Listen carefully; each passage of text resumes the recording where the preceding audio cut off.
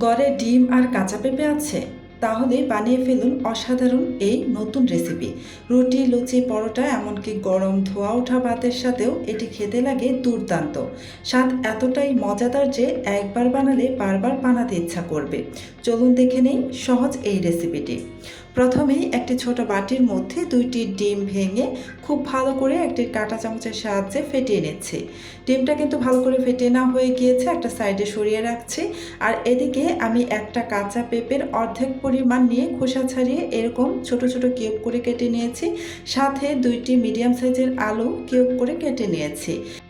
এবার চুলায় একটা প্যান বসিয়ে এতে পর্যাপ্ত পরিমাণে তেল দিয়ে গরম করে এখানে দিয়ে দিচ্ছি একটি বড় সাইজের পেঁয়াজ কুচি করে নিয়েছিলাম। আর সাথে দিয়ে দিচ্ছি 3-4টির মতো কাঁচামরিচ ফালি করে। আর এখন দিয়ে দিব হাফ চা চামচ পরিমাণ রসুনের পেস্ট। দিয়ে দিব স্বাদ অনুসারে লবণ।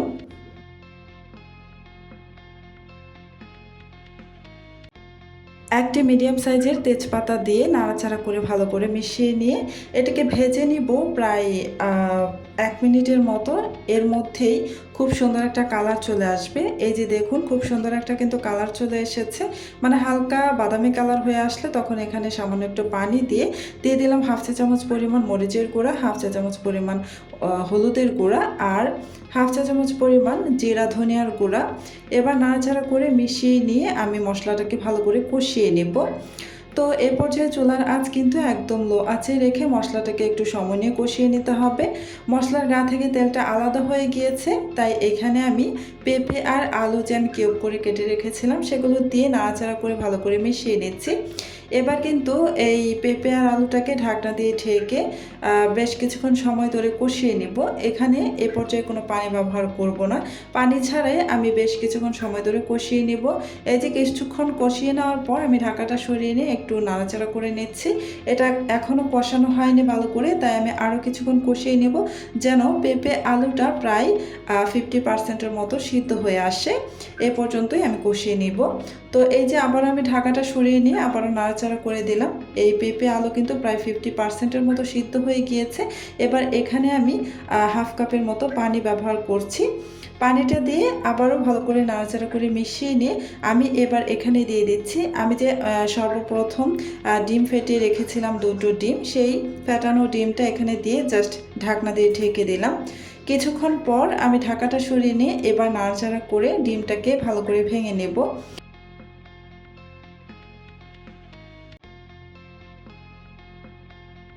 এখানে যে আমি তেজপাতাটা দিয়েছিলাম সেটা আমি উঠিয়ে ফেলে দিলাম, এটা আর কোনো কাজ নেই। এবার ঢাকা দিয়ে ঢেকে আরও 3 মিনিটের মতো আমি রান্না করে নিয়েছি। আর এই 3 মিনিটের মধ্যেই কিন্তু একদম খুব ভালোভাবে পানিটা শুকিয়ে গিয়ে একদম ভাজা ভাজা হয়ে গিয়েছে, দেখতেই পাচ্ছেন। এবার এটাকে নামিয়ে এই প্যানটাকে খুব ভালো করে আবারও ধুয়ে পরিষ্কার করে চুলার মধ্যে বসিয়ে দিলাম। এবার এখানে আরও কিছুটা তেল দিয়ে গরম করে এখানে দিয়ে দিচ্ছি 1 চা চামচের 4 ভাগ করে 1 ভাগ পরিমাণ কালো জিরা। আপনারা চাইলে কিন্তু এখানে আস্ত সাদা জিরাটাও ব্যবহার করতে পারেন। আস্ত সাদা জিরা আর কালো জিরা একসাথে মিক্স করেও কিন্তু ব্যবহার করতে পারেন। তবে আমাদের সাদা আস্ত জিরাটা পছন্দ নয় সেটা ফোড়নে, তাই সেটা দিলাম না, শুধু কালো জিরা ফোড়ন দিয়ে দিচ্ছি। এভাবে যদি ফোড়নটা দেন তাহলে কিন্তু এর টেস্ট দ্বিগুণ পরিমাণ বেড়ে যায়। ফোড়নটা কিন্তু দেওয়া হয়ে গিয়েছে। এবার কিন্তু আমি ভালো করে নাড়াচাড়া করে মিশিয়ে নিই। ঢাকনা দিয়ে ঢেকে চুলাটা কিন্তু একদম অফ করে দিয়ে তারপর 5 মিনিট অপেক্ষা করে আমি একটি বাটির মধ্যে সার্ভ করে নিয়েছি। দেখতেই পাচ্ছেন কতটা সুন্দর লাগছে। রুটি, লুচি, পরোটা বা গরম ভাত যার সাথে পরিবেশন করুন না কেন, এই রেসিপির স্বাদ সবাইকে মুগ্ধ করবে। ভালো লাগলে ভিডিওতে একটা লাইক করুন আর আপনার মতামত কমেন্টে জানান। এমন নতুন নতুন সুস্বাদু রেসিপি পেতে আমার চ্যানেলটি সাবস্ক্রাইব করে পাশেই থাকুন। আল্লাহ হাফেজ।